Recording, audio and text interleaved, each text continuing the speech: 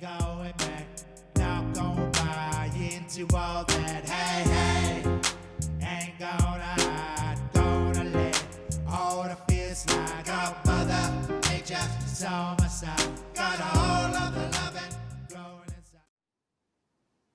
Well, hello, everyone. Welcome again to the New Now. I am so delighted to have Max Igan here with us. Him and I have been chatting, so to speak, back and forth by email over the last many years.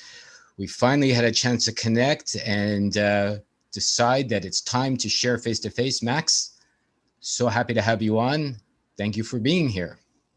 Pleasure to be here, Lorenzo. Thanks for having me on, brother. Good to finally meet you.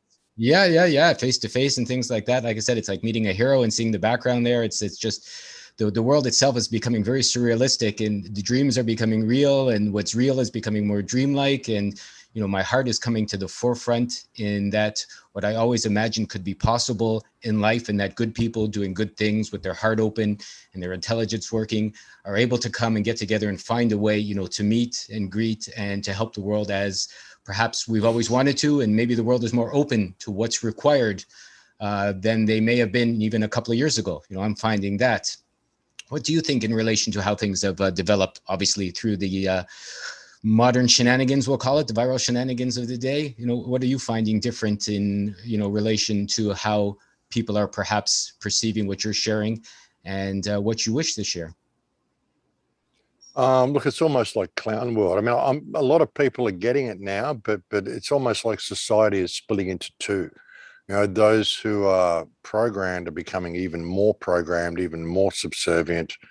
And those who are kind of semi-awake, they're kind of being forced to come out of their shell now. I've often said that people won't stand up until their back's to the wall. They won't ever really stand up for freedom until it's in their backyard. And now they're not being given a choice. Now, many people are looking around going, something's really not quite right here.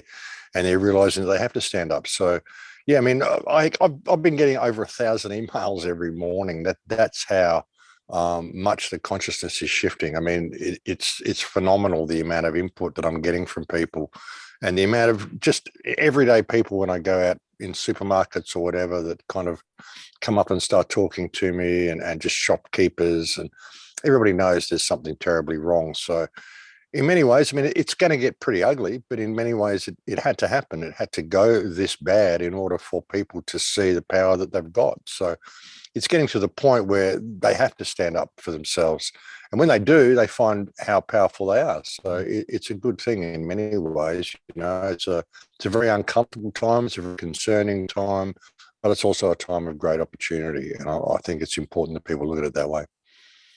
I mean, I know that you've been sharing important information for, more than a decade at the very least. I can recall going to the Pro House, your original site a long time ago, and it inspiring me even along the path that I'm on by, some of the original out of the box information videos and, hey, what the fuck is going on? If you're part of my language, kind of informational bits, from before. How how has that altered for you in relation to what you were sharing before, what you share now? I know you've been through a whole bunch in your own life and your own experiences. How has that changed for you in relation to how people are viewing what you're sharing these days? Well, in the early days, the message was all about empowerment. I mean, the first couple of years of the radio show that I did, it was all mainly about spiritual empowerment, discovering the power within yourself, and a lot of really internal stuff, and trying to help people to build community and like establish ties in their local community, not go out and build an alternate community, but put common unity back in the community you've got, because I could see this coming. I was really trying to inspire people and empower people to stand up for themselves, to prevent this train ever reaching the station. Now it's here. Like I said, people don't really have a choice. They have to stand up for themselves. I mean, it's been an interesting thing to see. There was a time where I saw a real sense of enlightenment happening, and a real possibility for the human race to rise as one and simply move us in a different direction. And like I said, now we're being pushed into a corner where we don't have a choice. We have to do that. So, it's been very sobering seeing seeing what's unfolded in the last couple of years, I mean, I honestly didn't think people would be this asleep and that this many people would fall for the narrative. I really thought it might be like 50-50, but it's like 80% of the people out there seem to be falling for this. I mean, whether they're doing it out of fear or whether they're, I mean, I think half the people I see wearing masks and things are not doing it out of fear of the virus, they're doing it out of fear of repercussions if they don't. So that's kind of a positive sign that, they're not scared of the virus, they're more scared of the government. So maybe that will cause them to stand up. I mean, we're at such a crossroads here at the moment. It's really difficult to be able to analyze this situation. It's changing so rapidly, and they intend to keep it going for as long as they can. I saw an ad in a UK paper this morning, an ad for biosecurity officer on a contact tracer, and it's an ad that it's a job that goes for the next 36 months. Okay, that's 3 years that they want. So it's already been going for almost 2 years, and now they want to go for at least another 3 years before it's going to be back to anything that they would call normal. And I mean, what is normal? What is normal anymore? There's very few things that are normal anymore. So all of this contact tracing, we've got to a point where you're now sick until proven healthy, which is like, guilty until proven innocent. It's ridiculous. It's ridiculous. So I don't know. I mean, I don't know what's going to take to wake people up. I don't know what it's going to take to get them to stand up and see what's going on here. But maybe this will do it. Maybe this would do it. I mean, we've got 80% of the people here in Australia don't want to have the vaccine. 80% of the people, I mean, the government's telling you it's the other way around, but no, it's about 80% of the people don't want it. 80% of the people realize that this is a scam, and so they always flip the narrative and try to push it the other way. But we're basically being held to ransom, held to hostage all around the world at the moment through this pandemic. Either you have the vax or things aren't going to go back to normal. And they've even told you that if you do have the vax, it's not going to go back to normal anyway. So, I mean, I'd like to see a lot of people just disconnect. I've been saying non-compliance for years. This is what I was telling people way back in the beginning, that non-compliance, just stop. I said back then, I'd like to see the whole world stay home for a day. Don't use any credit cards, just turn everything off and just stay home for a day. It would send a shockwave around the world. When you realize just how much this system controls you, if you disconnect from it, they'd freak out. There's nothing they could do. Now they've kind of flipped that on us, and they're disconnecting us when we don't want to be, and making us all stay home and stay apart from each other, and doing everything they can to disturb our health and interfere with our health, psychologically, physically, mentally, everything they can do to mess us up. Even coming for the children now, taking children from people in the UK and in Israel as well. They're taking children from people who are unvaccinated. So this is the next stage. I mean, when it gets to that, if people aren't going to stand up to that, well, what are they going to stand up to? So, I mean, I've tried to empower people the whole time, but it's getting to a point now where you've got to have a plan B. You've got to realize that a lot of people probably won't wake up, and it's going to get to a point where it gets pretty ugly, and you need to be prepared to kind of bug out and hopefully come through the other side unscathed. What do you mean by plan B? I mean, we're talking about like unlocking your life in relation to maybe the so-called lockdowns they have on most people. What would you feel a good plan B would be, both inside and outside, as far as your consciousness goes, your physical location goes, your desires, your intent, if you have a family, that sort of thing? Well, you've got to be prepared to bug out and just hit the road if you need to. But through the whole thing, I mean, you've got to be able to face infinity without flinching. This is something that I've said for so many years. I mean, I have no stake in the outcome of this experience. I'm here to hopefully make the world a little bit better by my presence in it. I'm only here for a breath. It's such a short ride. I mean, I'm 64 years old. I remember when I was a kid just the other day. So it's a really short ride. You can't really have a stake in the outcome of this and think that, well, I'm going to achieve this big thing and it's going to be this golden reality that I'm creating, because you're going to be gone soon. That's a given, So we place too much emphasis on the physical. I want a big front door. I want a big house. I want to be able to buy beautiful jewelry for my wife. I want to be able to have all this pile of stuff so I can sit on top and say, look at me, I'm successful. But really, it's about this. It's about you. It's about finding out what your true purpose is and finding out how to express yourself in an unlimited capacity as human consciousness, that's what you really come here to do. And I look at this whole thing as a soul test, So, I mean, it's a way of getting rid of the spiritual baggage, a way of getting rid of the consciousness that doesn't work properly. But by the same token, we have so much invested in this physicality and this reality we've created for ourselves in our home or our car, or you got to be prepared to let all that go. Put on a backpack and just walk into the woods if need be. Because, I mean, that's what we might have to do. But how many people can do that? How many people have still got the life skills to do that? So these are the sorts of things people need to start thinking about. What do you need to do to survive? If the system was just to go away and disappear and you were just dropped in the woods, could you survive? So you need to sort of start looking at yourself as a human being. What does it mean to be human? And this is a great opportunity to rediscover yourself. It's a great opportunity to get rid of all of the trappings of this fictional, pollutive, destructive society that we live in and just come back to what it means to be human. So you can look at it that way. I mean, there's a great fear of losing all of this stuff and all these conveniences and these mod cons and these little gadgets and shit that we use. But what about being human? What about being human? So it's a great opportunity for that. And you're being put into a position where you don't have a choice. I mean, I've got all this stuff that I do, but by the same token, I've got a tent, I've got a bow and arrow, I've got a backpack. I could easily pick it up and just walk into the woods if I have to. And I can survive. I can do some trapping. I can do some hunting. I can do some growing some food. I can pick some berries. There's a lot of edible stuff around. So if it comes to it, well, that's what you might have to do. An interesting thing that I saw yesterday as well is that in Walmarts in the United States, they got a whole new section there of survival food that lasts like 30 years. What's that doing in Walmart? What are they trying to tell you with all that? What's that doing there? Well, I've always wanted to ask you, which is something in relation to this, is you come obviously to some intelligent conclusions and intelligent suggestions and intelligent directions, but what brought you to this place in your life? What makes you so-called different? How did you get from there to here in the 64 years you've been walking on the planet? What allowed your consciousness, let's say, to grow in what is obviously a unique direction from a lot of the rest of the people that are here in this world? I think it's because I didn't really participate in society very much. I mean, I realized everything was all messed up when I was 4. And I thought I was living in a madhouse. I thought all my friends at school were nuts. I found a couple of friends that I got along with that I could have actual meaningful conversations with. I always thought there was something really strange about me and something wrong with me because I couldn't have small talk. I couldn't just sit there and talk about nothing. People talk about the weather or what was on TV or just some shit in the newspaper.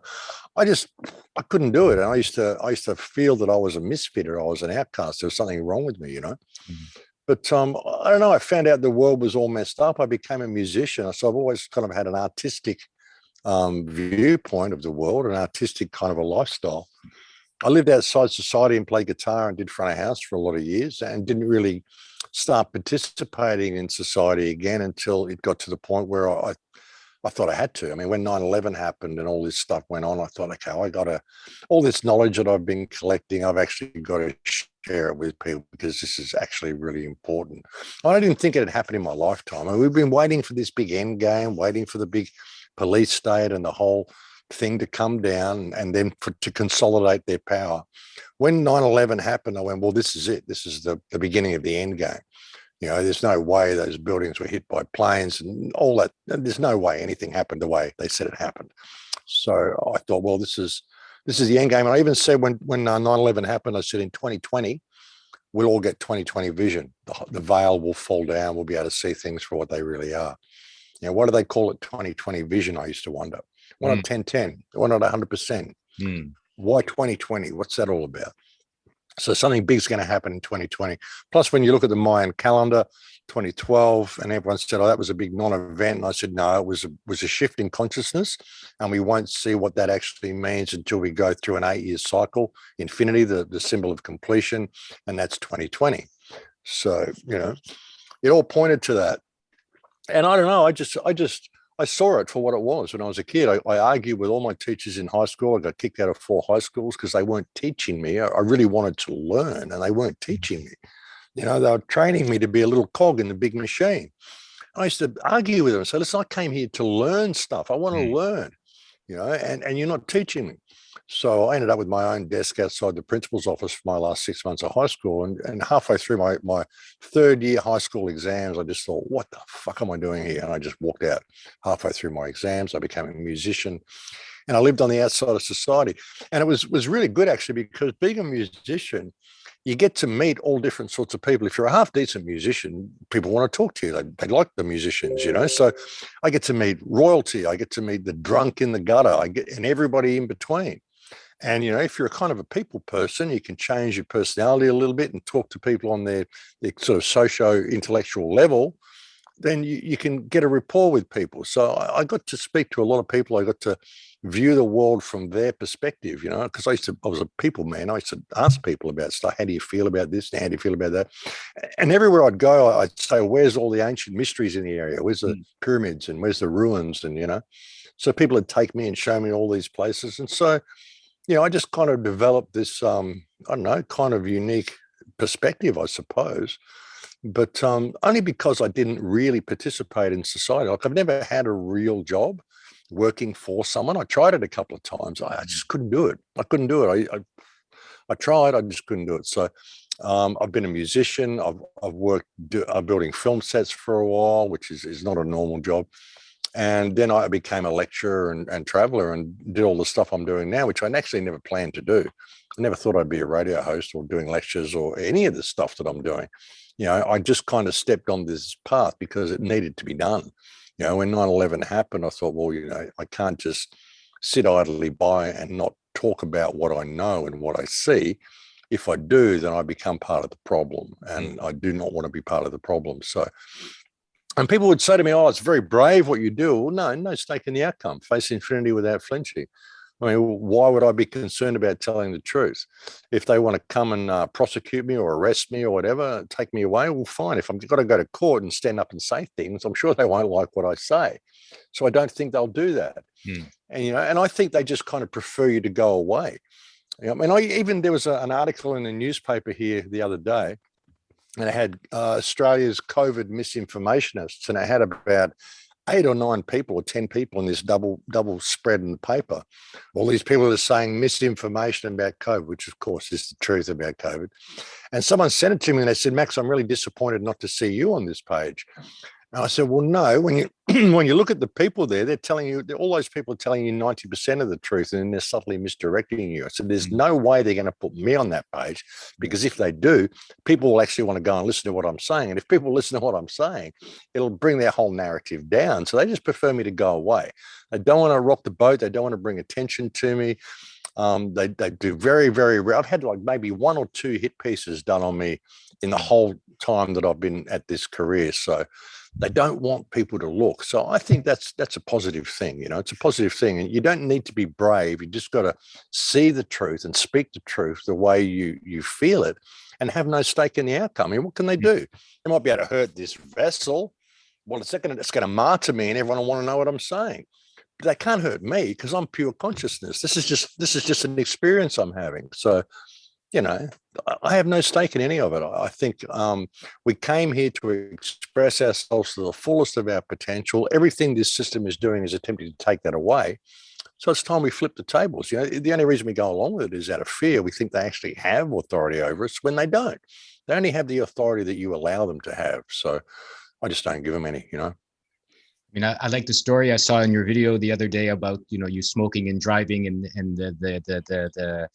the police stops, and they just kind of ignored you and waved you through because you weren't, afraid, and you weren't in the reality of them bothering you and things like that. I mean, in some ways, you could look at it, I don't like to use the word magical because it's not true, but the intentful way of being alive, putting yourself in the dream you wish to live in relation to, maybe that's what they're trying to stop people from doing, as you say, is you can dream anything and put yourself anywhere. And they're kind of, struggling to take that away from people as best they can. Well, it's an energetic universe, and it's a world of mirroring emotion. If you can think of it as a projection, there's only really one of us here. If you can think of the mind of God shattered into 7 billion fragments, so it can experience itself. We can have a conversation, but it's a law of mirroring.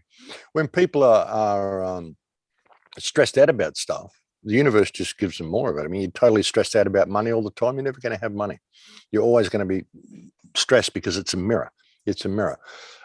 You think of the heart as being a power source, a generator which generates an emotional energy which feeds your brain, and your brain is a quantum instrument that creates a projection and will turn possibility into actuality depending on the emotional input it receives from the heart.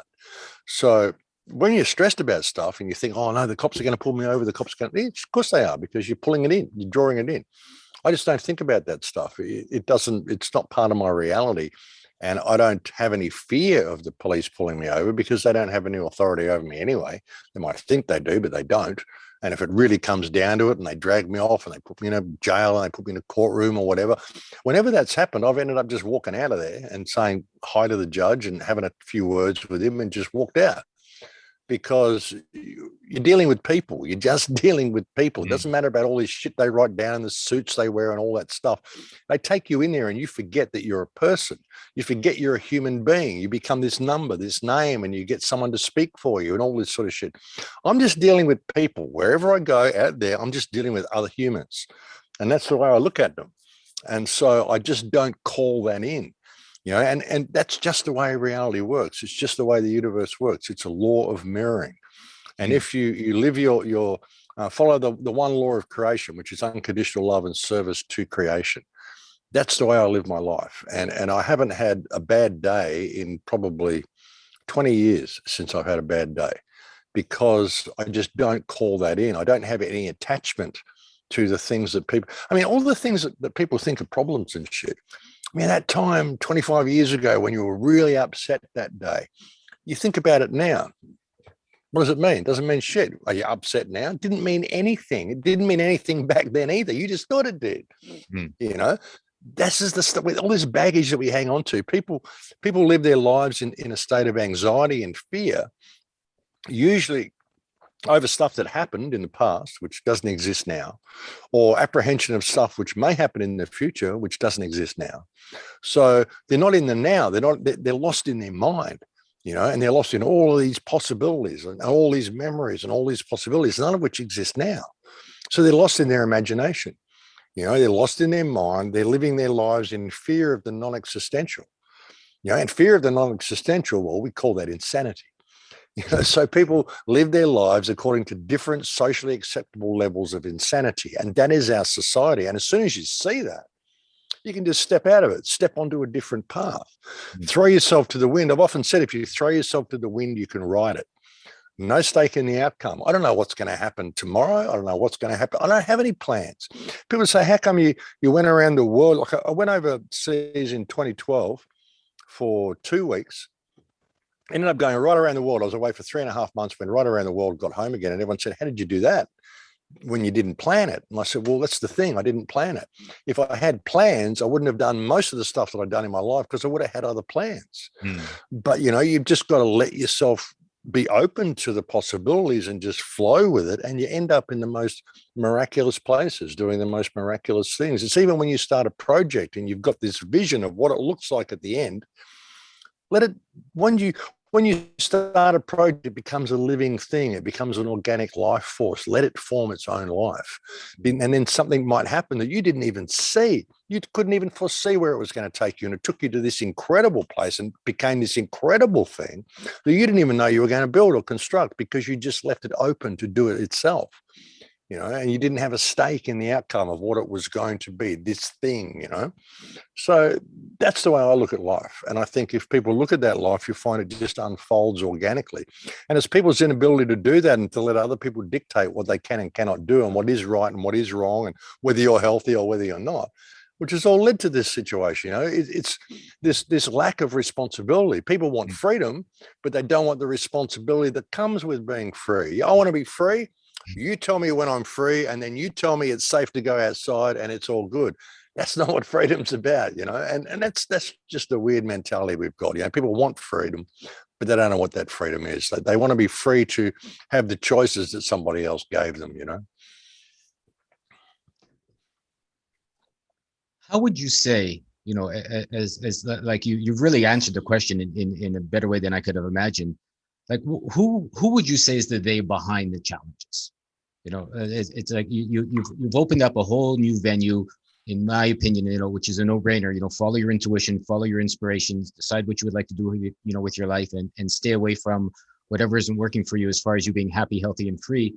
And it's easy to stay away from, like you said, you watch society. I had a very similar upbringing. At school, I didn't get along with people. I didn't like the teachers. I didn't like anything they said. I didn't like what my parents told me. I didn't like the possibilities. Nobody looked happy. They said, listen to me and you'll have a good life. And my parents didn't look happy. My friends didn't look happy. Their friends didn't look happy. The politicians didn't look happy. The teachers didn't look happy. I figured, why the fuck would I listen to any of you guys? You don't look like you're enjoying your life. You're just telling me what to do. And and I don't really, none of them looked healthy. They said, oh, this happens when you get older. And I didn't believe that either. Going, it doesn't, you don't look just, old, you look sick. You look, something looked funny. So what are the challenges behind this? Like, a lot of people ask us, who are they? Who are the ones putting the blocks to people, besides the obvious government, face masks that are out there? What would you say?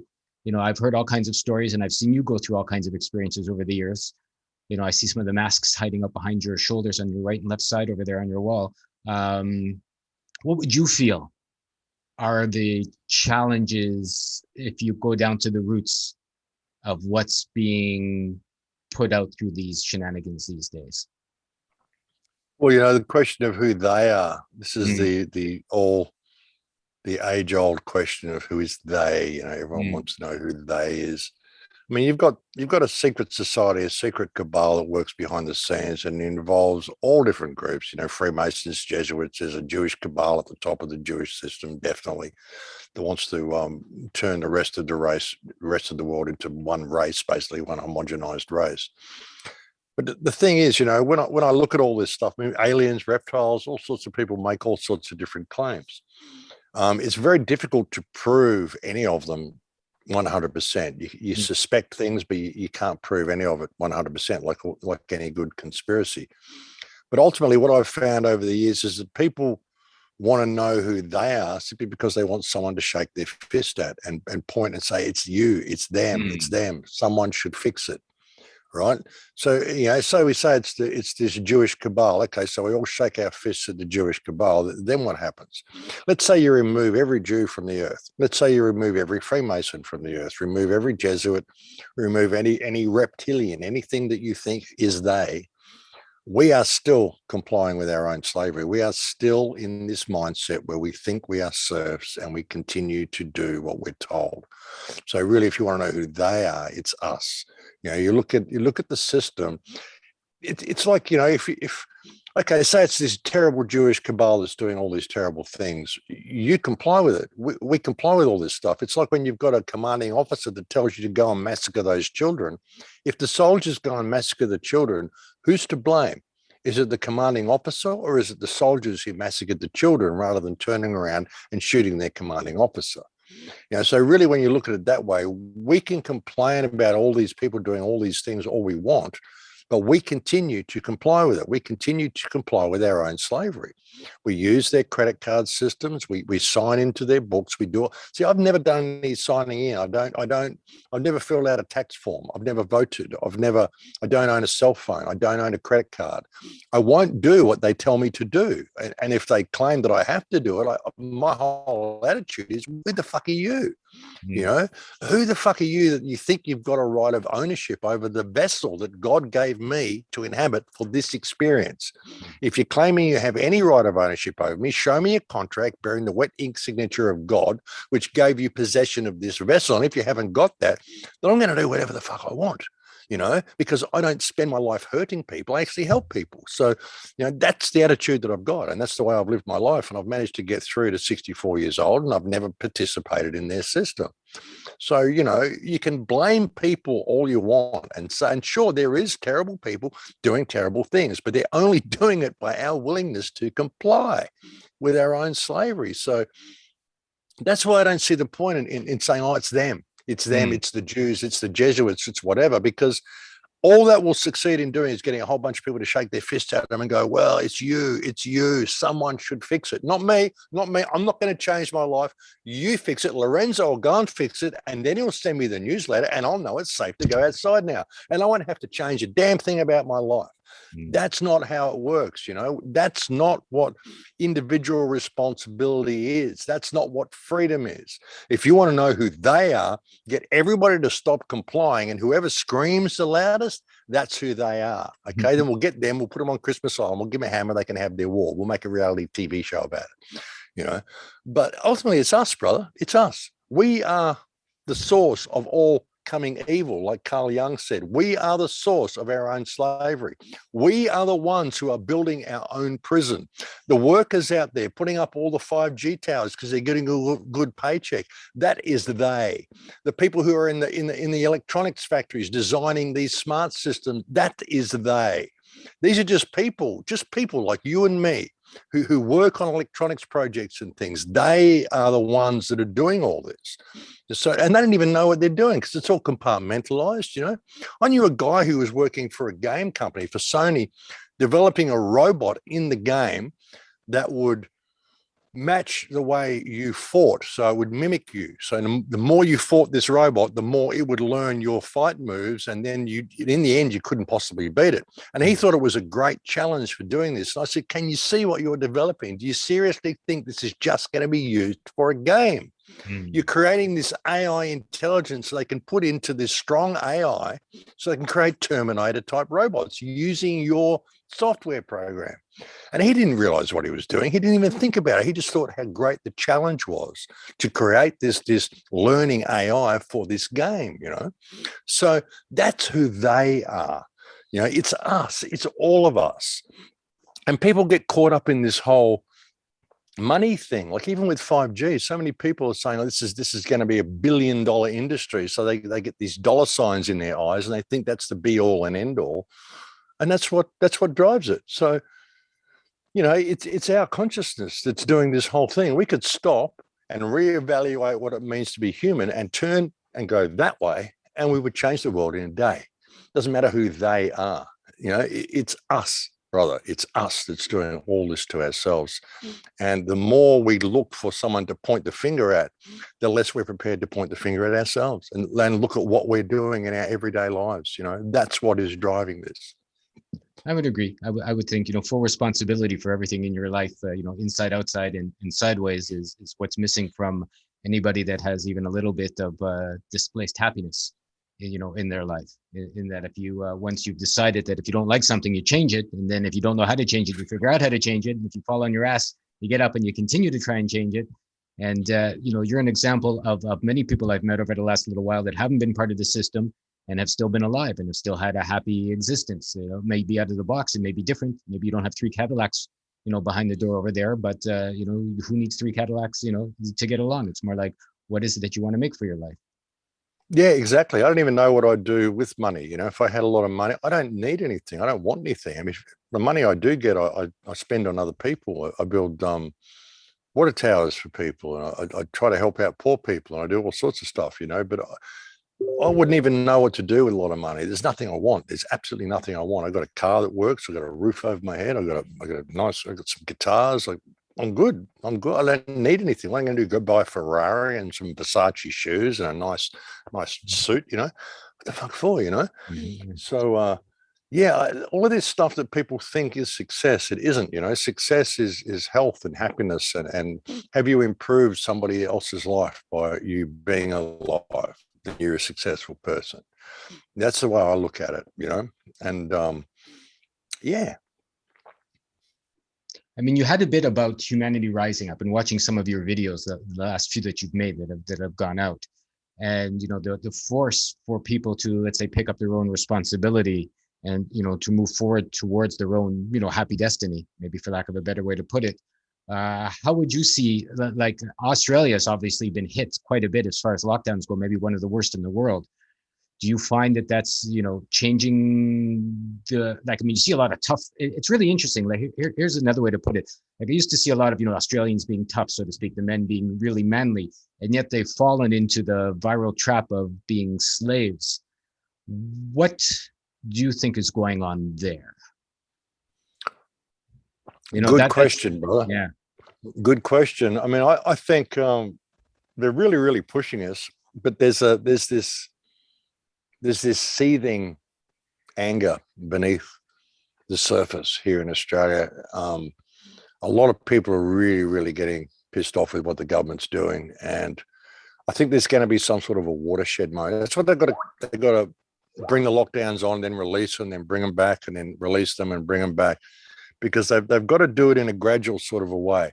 But I think there might even be some sort of a watershed moment where the people are just going to say we've had enough, and push back. I think. I mean, if the people of Australia truly realise just how much they've been lied to through all this thing, I mean, the politicians won't be able to go outside. They'll get lynched. It's really dramatic what they've done to this country, and it's incredibly frustrating. I mean, I haven't been able to travel since 2019. It's just ridiculous. You know, I'd love to just get on a plane and fly out tomorrow, and I'm not able to. It's a lot of people are feeling it, but they've got to do it gradually, and gradually, just gradually break people's spirit, which is what they're trying to do. There's been suicides and people just getting depressed. And again, if people had got this common unity in their community, which I was saying years ago to do, because so you can stand up together when this moment comes, it would make a difference. And I'm seeing people contacting me now and saying, start Full Circle Project again, and all these things that I did to try to bring people together.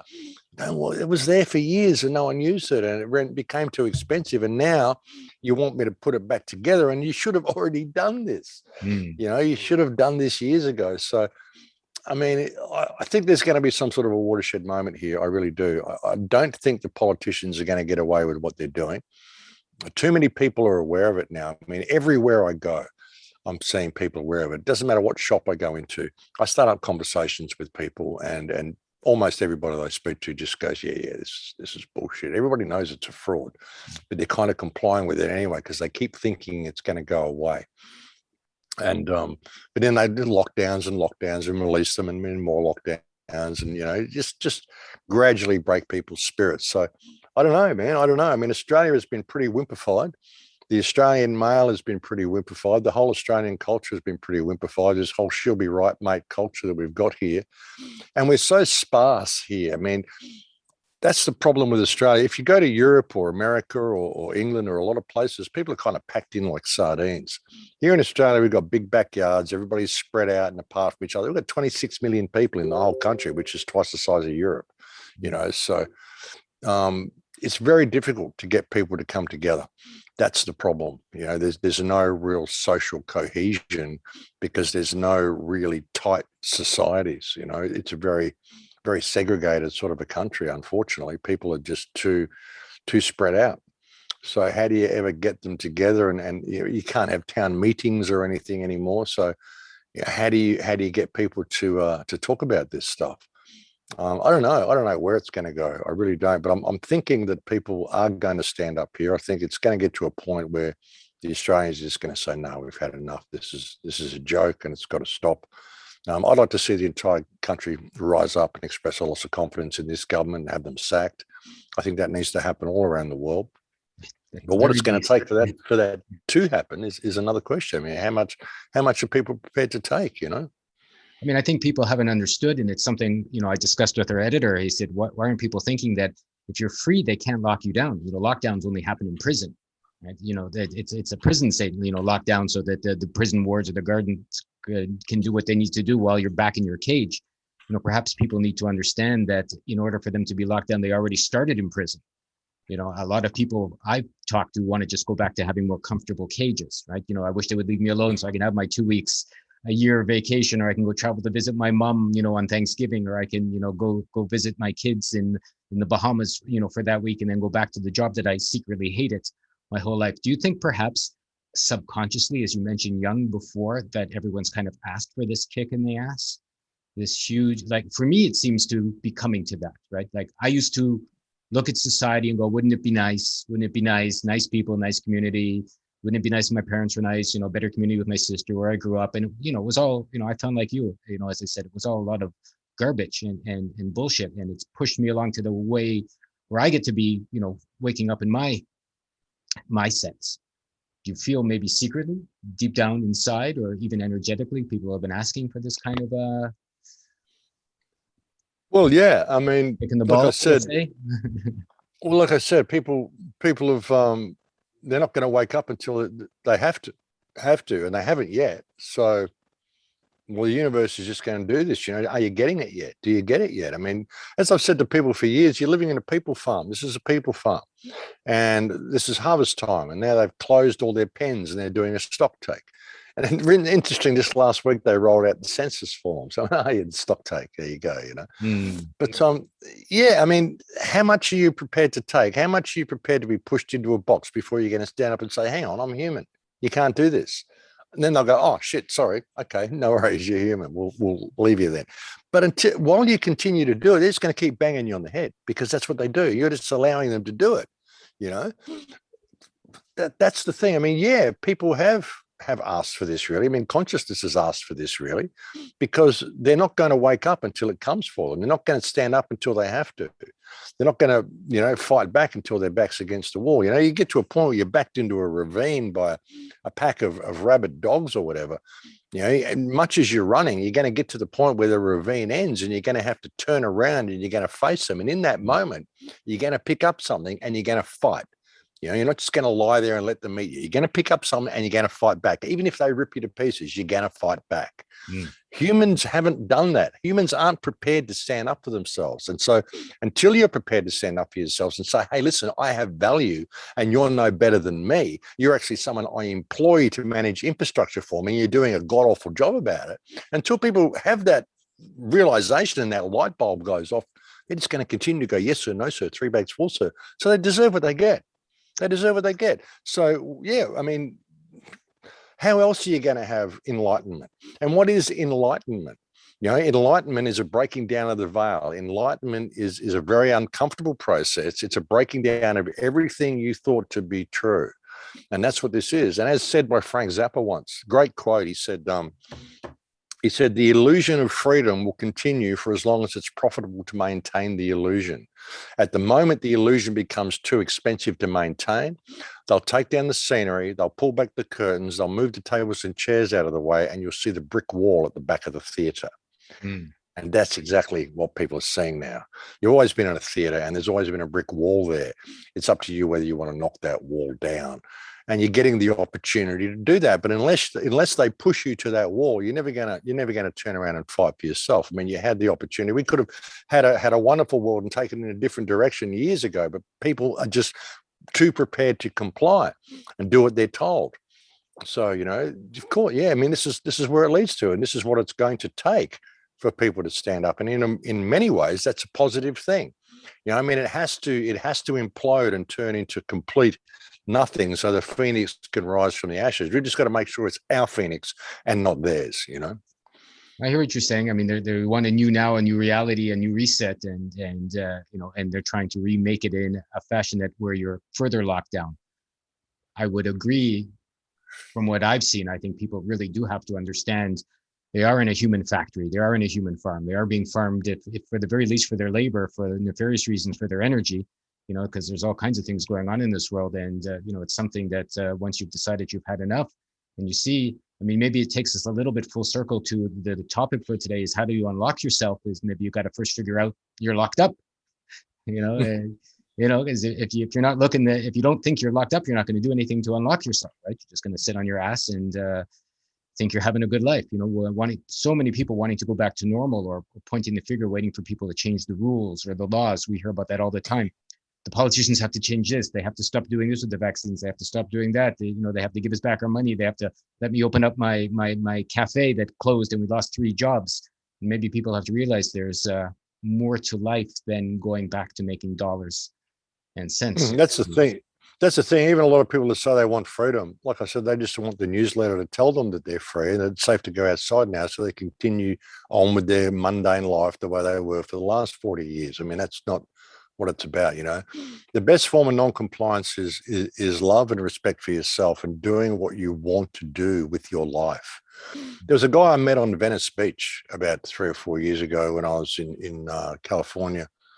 Yeah, old guy is about 70 years old, sitting on the beach, just crying his eyes out. And I said to him, what's the matter? And he just said, I just realized that I could have done this 60 years ago, just sit on the beach, because that's all I actually wanted to do. But I did all that other stuff because I thought it meant something. And I spent my life trying to attain this goal that society had told me I needed to attain. But I missed out on myself. I never found myself. I never experienced what it meant to be me, which is really what I came here to do. That's an important lesson for people. That's a really important lesson for people. If you just do what you want to do and be what you want to be, is the best form of rebellion. It's the way to move this forward. You know, humans are cooperative creatures. We're kept in a state of artificial and contrived scarcity, so we've got to profit from each other and exploit each other in order to get the paper we need, in order to pay to be alive. This is something that I saw when I was 4, and I was horrified at the fact that we had to pay to be alive. We had to pay to put a roof over our heads. We had to pay to eat food. I used to see stuff on the TV, like Ethiopia was back then when I was a kid. Ethiopia was a big thing, the starving masses in Ethiopia. And I used to say to Mum, why are they starving? I said, at the end of the day, look at the supermarket down there. All the supermarkets full of food. We didn't eat it all today. Why don't we just get that and send it over to them? Why are there supermarkets and warehouses full of food when there's people starving? It doesn't make sense. Why don't we just send all the food over to them and they wouldn't be starving anymore? We can get more because they get more every day. And I couldn't understand how there could possibly be anybody in the world who didn't have food. Well, because they don't have money. What's that got to do with it, you know? So, you know, we can change things just by being all that we can be, by living cooperatively, by respecting yourself enough to respect other people. Because once you really know yourself and you respect yourself, and this is why I'll finish every show with In Lakesh, I am another yourself. You know, once you really know yourself, all the barriers with people break down by default. You simply see them as another expression of consciousness. And it's, wow, in Lakesh, what's the world like from your perspective? Tell me about yourself. Tell me about your life. Tell me how you see things. You know, it's a wondrous thing. I mean, we have so much potential and so much power, and we could change the world so easily. Like in a single day, we could change the world. If people just had that epiphany and realized, shit, I have value, and change it in 3 seconds. Just never step outside your moral compass for anything. Always do the right thing in all that you do. Never treat anybody the way you would not want to be treated. And never do to someone that which you would not have done to you. You know, so it's really simple. It's so simple that people can't see the forest for the trees. They want a political party or a ruler or a war or something's got to come along and it's going to change things. And then I'll get the newsletter and I'll know it's safe to go outside now. I never have to change a thing about myself. That's the problem, brother. That's the entire problem. And when you look at that, well, maybe what's happening is a good thing, because a lot of that baggage will just go away. All these people will take their vaccine, they'll just fuck off and leave the rest of the world alone. And there'll be a whole bunch of enlightened people here to maybe move us in a better direction again. And that's not a cruel thing to say. I mean, as much as I love people, unfortunately, most of them are stupid. Exhibit A, the earth. Have a look at the place. We wouldn't be here if people actually took a little bit of responsibility for themselves. We wouldn't be in this position. So what do you do? What do you do, man? All you can do is show them and encourage them to ask the right questions, which is what I've done on all my radio shows. I'll very rarely say this is what's happening. What I do is I try to encourage people to ask the right questions, because then the right answers will present themselves by default. Because you can't tell anybody the truth. They won't believe you. Real truth cannot be told. It must be realized. So you've got to encourage people to ask those right questions for that light bulb moment to go off in their head. And then they'll get it, go, holy shit, I have value. You know, that's what's needed, brother. That's the only thing that's really going to save us, is for people to remember who and what they are. I hear you. You have to unlock yourself. I would find too many people don't love themselves, even if they say they do. You got to go in and figure out what you dislike about yourself, you know, from the inside out. I've had to face some horrible moments, you know, when I realized I wasn't being nice to myself or the people in the world or the people around me, before I realized, shit, I can be loving, I can be nice, I can be good, and I can still get what I want, right? In the way that, you know, what's, you know, you think you need money to get, let's say, a relationship, or you need fancy clothes, as you mentioned, you know, to attract that lady, or to have a good time, or fancy shoes to walk down the street, when really you just need yourself, right? You just need to feel comfortable in your own skin. it's And, it's an emotional mirror, like mm, I've said to people when I became a radio host, I put myself in the emotional state where I was a radio host, and within mm, 6 weeks I was a radio host. If you want your perfect partner in your life, what would it like to have that person in your life? What would it be like? What would you feel like if that person was in your mm. life? Put yourself in that emotional state where that person is already there, where the prayer has already been answered, and that person will walk into your life. That's the way it works. And I know people that have done that and they've changed their entire lives by simply putting themselves in the right emotional state. I mean, what would it feel like? There's a guy I know who lives on the Sunshine Coast. He's like, what would it feel like to have a passive income? What would it feel like to own my home? What would it feel like to be with my perfect woman? Mm. He owns his home. He's got a passive income. And he's living with this gorgeous woman that just walked into his life. And he's just said to me, wow, like within 2 years, I've just changed my entire reality by changing my emotional input into reality. And he didn't do anything. It just all happened, just all fell into place. So that's the way it works. If we refuse to step outside our moral compass, we can change things. If we put ourselves in the emotional state where things have changed. Even when I look at all this, I see it as a huge opportunity. With all this stuff that's going on, all this bad stuff, I can still see the light at the end of the tunnel. I can see a beautiful future that humanity could move into at the end of this. And so I charge the field with that. I have no stake in the outcome. If humanity destroys itself, well, that's the way it goes. I'm only here for a breath anyway. If that's the way it goes, well, the experiment failed, and we'll do it again another way. So you've got to get rid of all this baggage that people have got, and stop worrying about things so much, and realize just how easily we could change this. Like, it's so simple, brother, that people can't see the forest for the trees. Like I said, they think there's got to be this big thing happen, when it's a simple change of perspective would change everything. It's beautiful to know that. I think it's fantastic. I've always felt that if there is a God or a creator and it put you here, why wouldn't it want to give you all the possibilities and all the abilities and all the love that, you can make your life as horrible as you need to make it. And, the opposite could be true. You can make it as beautiful as you need to make it. And then, you're kind of left alone to figure out what you need to create. Oh, yeah, we got everything here to completely mess things up if we want to. Everything's right. You can kill yourself. You can completely destroy yourself. All the opportunities are there for you to do it. It's all up to you which one you choose to do. But it's all there. It's all there. It's your choice as to what you want to do. You can completely mess yourself up. We'll give you everything you need to do that, So, but all you got to do is find yourself, and that's half the test, brother. That's half the design. That's half of what this is all about. You've got to have these choices. You've got to have the choice for it to go as absolutely evil as it can possibly be, because then you will never get the choice to make it good if you don't do that. You've got to have the choice to be able to completely mess yourself up. I mean, otherwise, how do you not do that? How do you choose not to do that? How do you ever choose the moral high ground if you don't have the moral low ground there? You've got to have it. So you can't be too polarized about it, and you can't be too hard on yourself if you've succumbed to temptation along the way and whatever. I mean, it's all part of the learning experience. So, but you've got to have it. You've got to have the bad in order to have the good. If there was no good, there would be no bad, And a lot of people, even with loving themselves, they don't know what love is. They think love is this warm, fuzzy thing. It's all fluffy and stuff. It's simply the opposite of fear. That's all it is. Don't be afraid of being yourself. Don't be afraid of your own power. Most people are terrified of their own power. They're terrified of ever standing up and saying, "Hey, excuse me, I don't want to do that. I actually have value, and I'd like to do something else." They're terrified. They're terrified. You just, yes, sir, no, sir, 3 bags full. So I got to do it. He said so. What the fuck is he? So that's the problem. People are terrified of their own power. And I mean, even public speaking and just everything. Most people are more scared of public speaking than they are of death. They're scared, which means they're actually scared of someone hearing their opinion. Actually, I don't think the same as you, and I think this. Shit, does anyone hate me for it? It's crazy. It's crazy. People are too afraid to be themselves.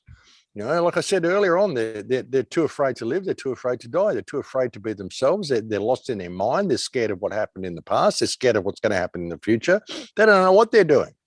So, how do you break them out of that? I mean, you just try to lead by example in what you do and offer them a better way and encourage them to ask the right questions. And hopefully they'll get to that moment where they have that light bulb go off. I think you're a beautiful man. I want to say that, Max. I think, how you're living your life, what you're sharing, what's coming out of you, what you've allowed to to your own challenges. I've heard all kinds of stories, and yet still be standing there and sharing, from your heart for people without charging for it, so to speak, and just allowing people the ability to see that there is another possibility. I mean, what else is there, really?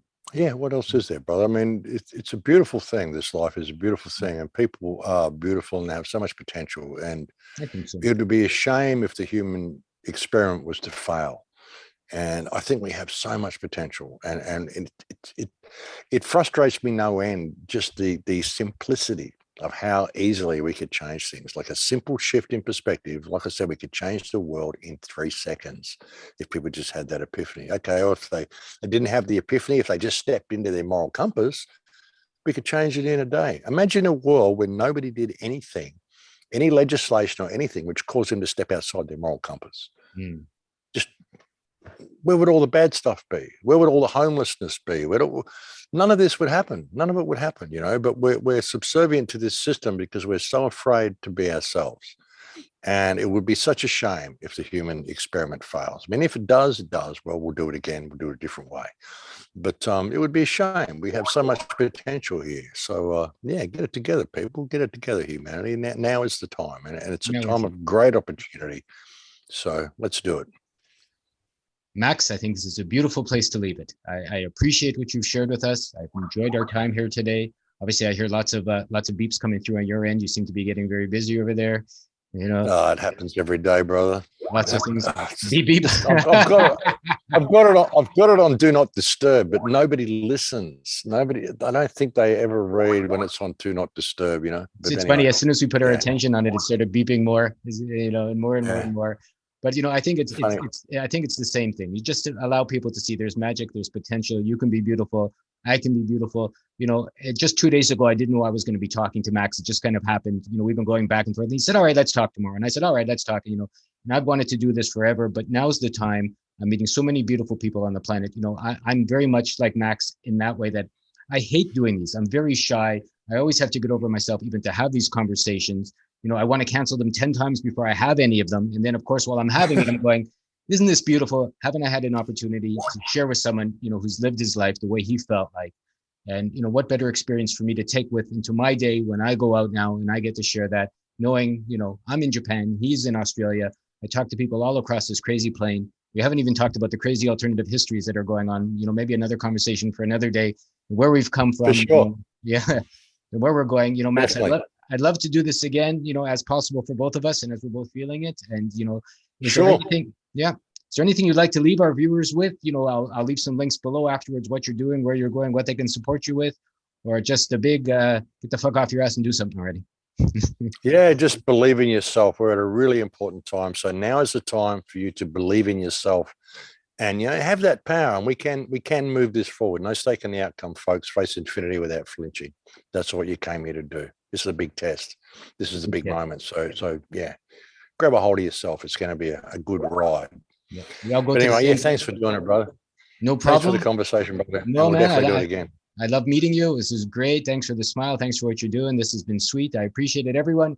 I'll leave some information for Max below anyways. I'll link to the Crow House where he's got all kinds of information. And if he has anything he wants to share with you, he'll let me know. If you have any questions or suggestions you want to put along to him, put them down below. I'll do my best to reach out and share them with him as well. And I'd love to have you here, and I've loved having you here. Thank you so much, everyone, for joining us. See you again soon. Can't make me lie to my heart. No one tells me where I should start. Freedom.